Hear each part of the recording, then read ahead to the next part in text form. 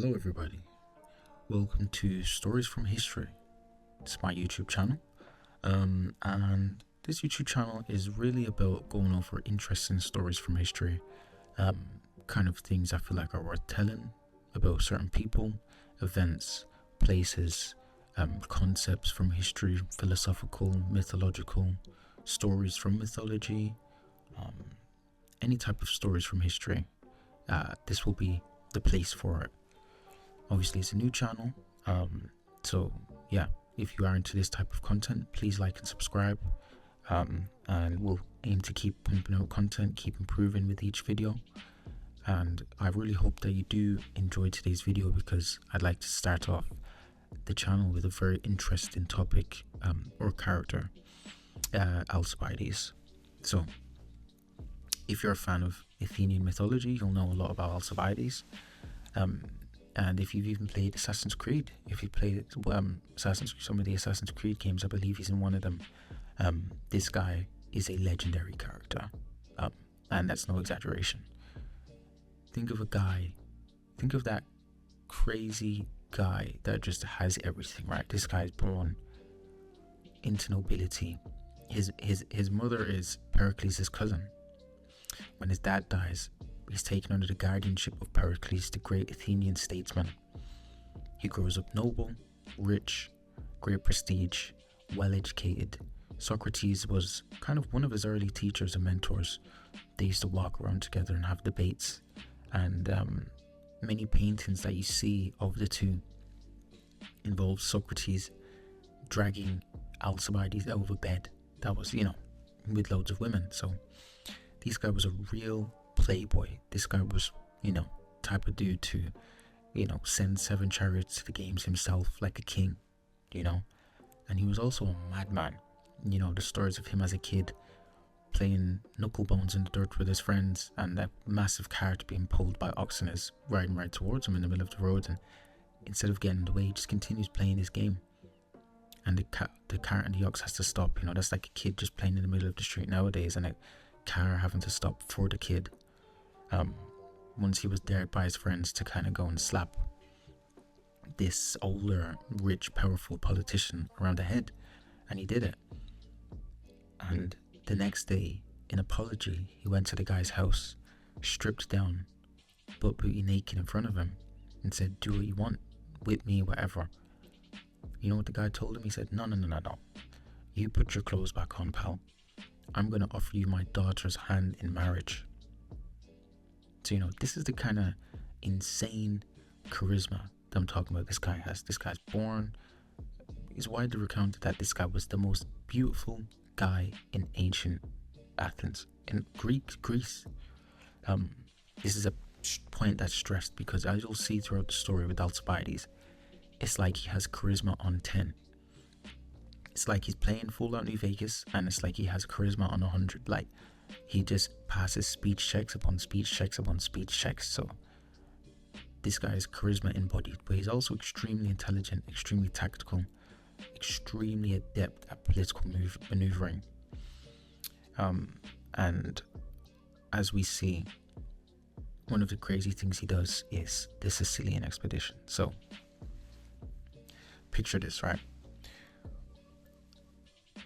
It's 415 BC, the Athenian assembly, right?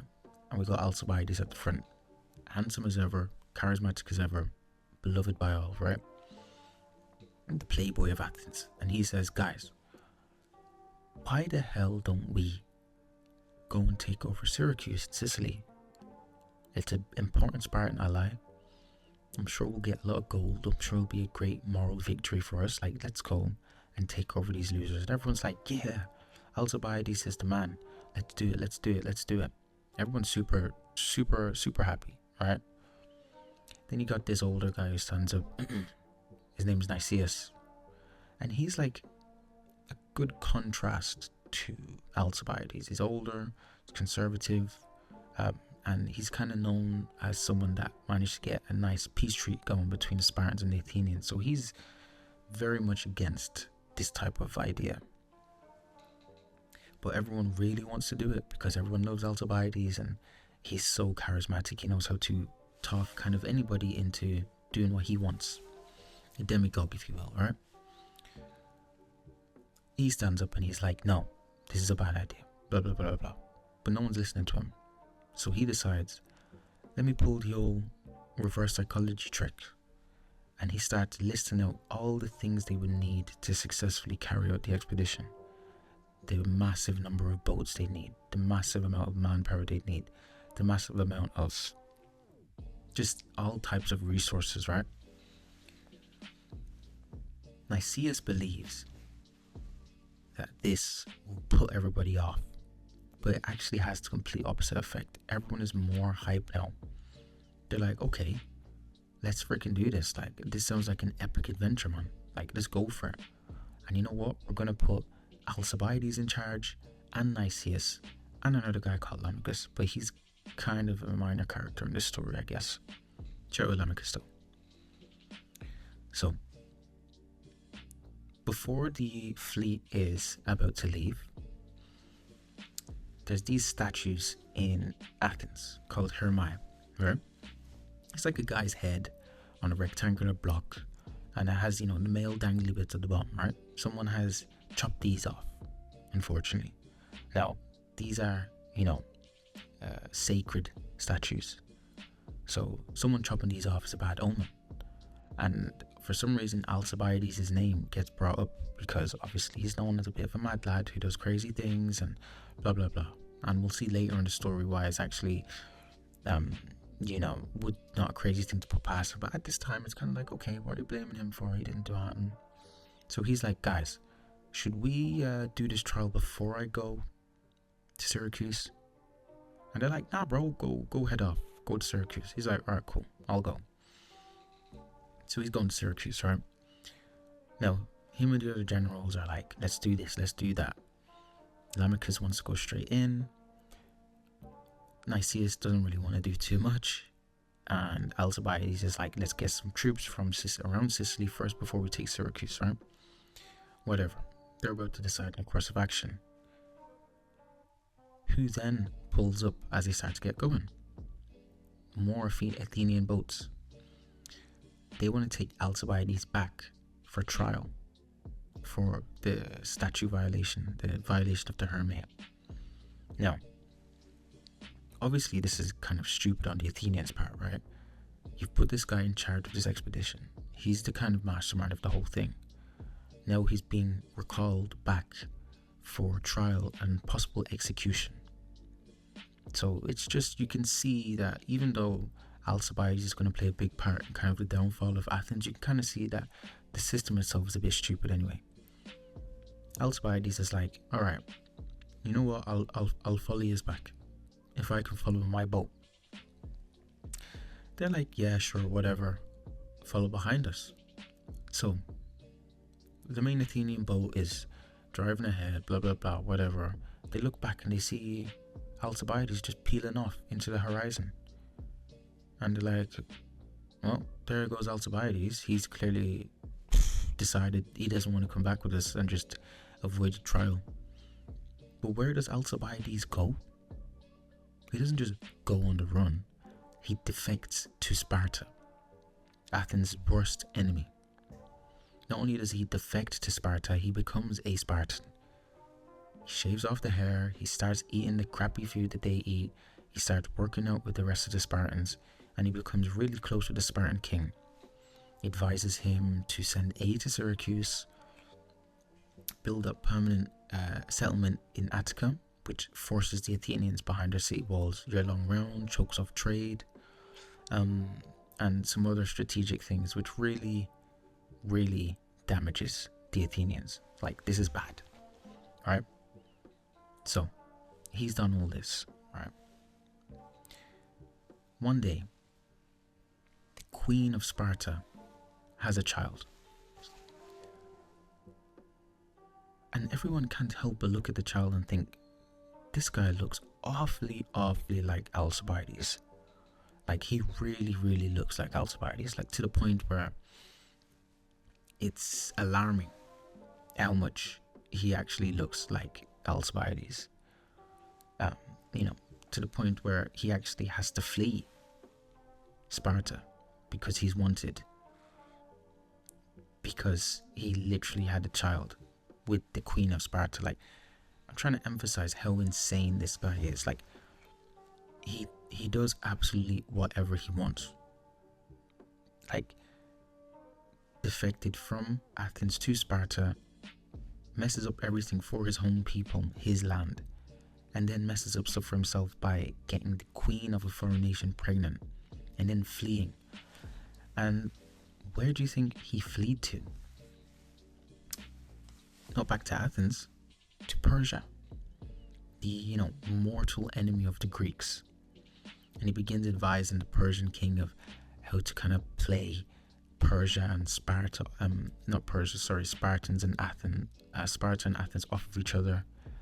Kind of also then using that position to kind of work with the Athenians to say, hey, if you let me back into Athens, you guys will get Persian backing.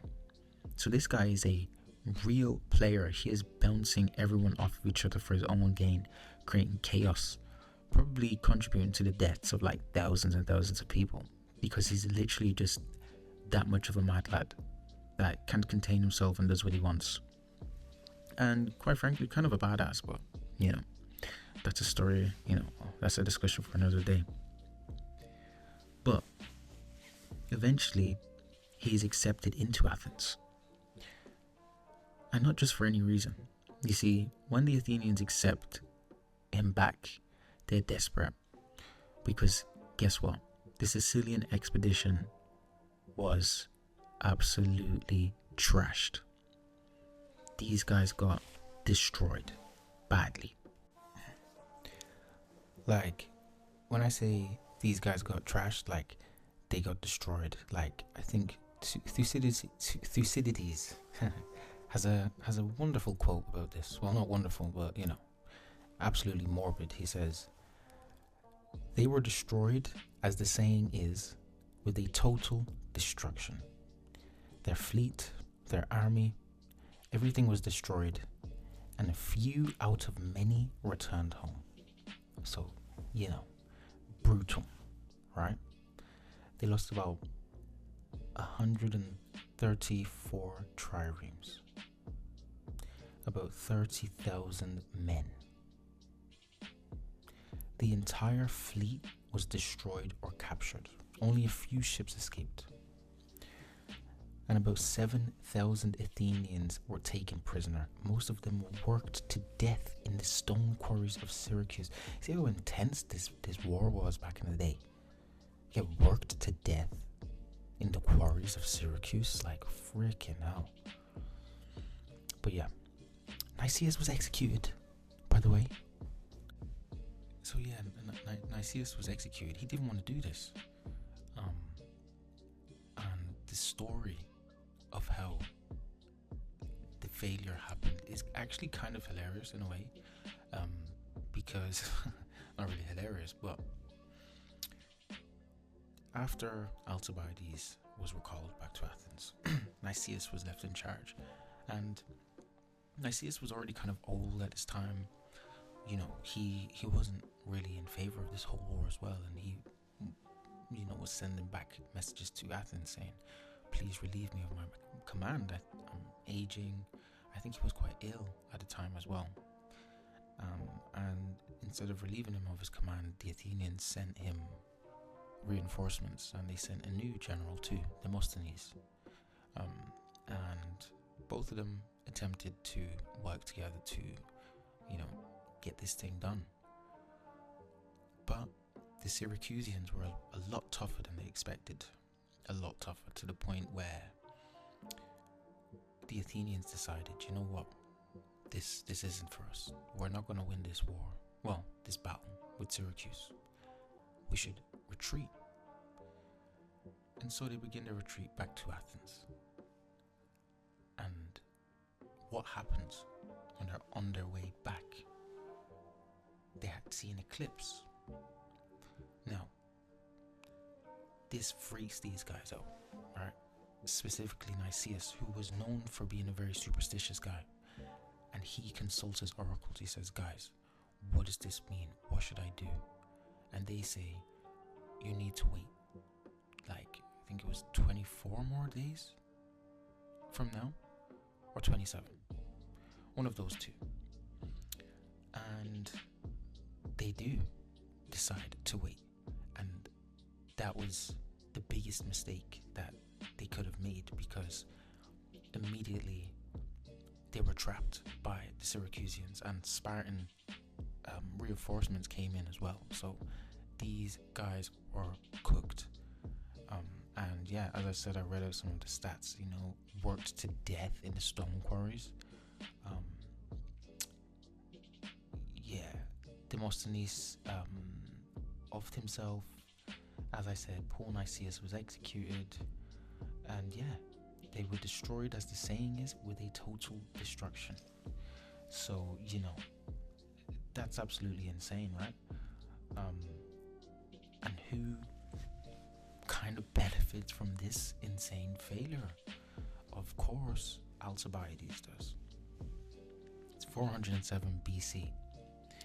And after being exiled for years now at this point in Sparta and Persia, Alcibiades figures his way back into Athens, right? He's communicating with these guys, and he says, hey, listen, if you let me back in,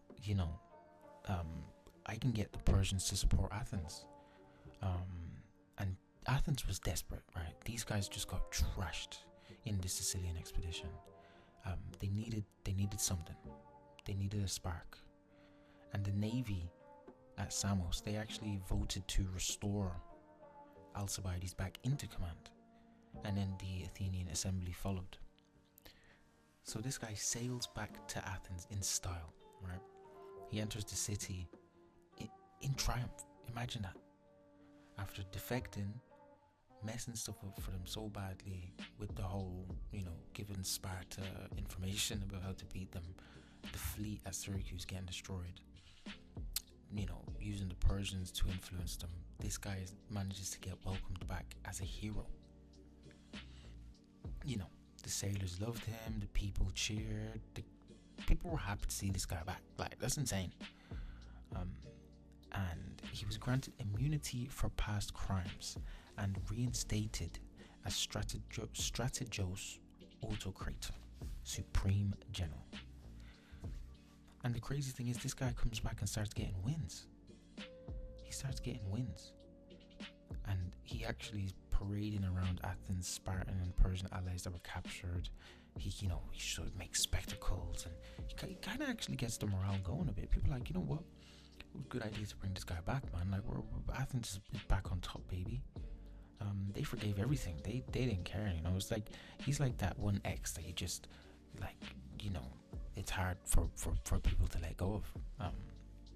Yeah, it's crazy. However, it's not an Alcibiades story without something crazy happening, right? Because what happens? While Alcibiades is raising funds in Thrace, he leaves his deputy Anticus in charge, right? And he tells Anticus, you're in charge of the fleet. Don't try and provoke the Spartans, don't attack them. They have a sick general called Lysander, who's a real beast. He's kind of different from other Spartans as well, because he's really good at diplomacy and politics and naval warfare. So he becomes a very key player in Sparta, and kind of becomes a bit of an Alcibiades figure himself, but more disciplined and more kind of, not as absolutely insane. But Anticus disobeys orders, right? And he parades around in front of the Spartan lines with a couple of boats just to try and annoy them a bit. Lysander says, nah, forget that. Goes in with the full fleet, attacks those guys, gets rid of them, and then goes right to the Athenian fleet. And this is a big damn, this is bad for Alcibiades' PR right now, right? Because it just seems like wherever this guy puts his hands on, some kind of disaster seems to happen. Which is true. If you think about it, it definitely is true. Like, this guy does cause problems. So, they're not wrong. But he he knew after this. He was like, okay, this ain't gonna work. Like this, we're gonna have to come up with something else here. So, and they don't really exile him. He just kind of knows, like, okay, it's time to leave. And he goes into a voluntary exile in Thrace. Just has his own, castle out there or something like that. This guy's a baller for real. So, when he's out in Thrace, there's a couple of different accounts of what possibly may have happened to him. But the most famous account is that a group of assassins, possibly sent by Persia, possibly sent by Sparta, possibly sent by Athens, who knows, but a group of assassins come to try and kill this guy. They set fire to his house. He runs out with his sword in hand, ever defiant, ready to kill. And he runs outside to a shower of arrows and is completely destroyed. His castle burned down and he's dead. But I mean, kind of a fitting death for a guy like Alcibiades, right? Kind of epic death, really, if we think about it. And I think it kind of defines the life of Alcibiades, right? He went out in a trail of self-destructive glory, with a fire burning behind him, as he did with the whole Athenian thing. Like he in a sense was the personification of Athens at the time, right? Decadent, intelligent, beautiful, charming, on top, noble, able to produce results, but at the same time, full of its own ego, desperate for attention, power, not loyal, imperial. He really represented Athens to a T. He played a huge role in the eventual down. Like he kind of was the downfall-ish, right? Of course, it goes way deeper than that, but I mean, I think we can appreciate, if anyone played a good part in the final downfall of Athens, it's definitely this guy. But yeah, if you liked that video, please do like, please do subscribe, and get ready for more. Adios.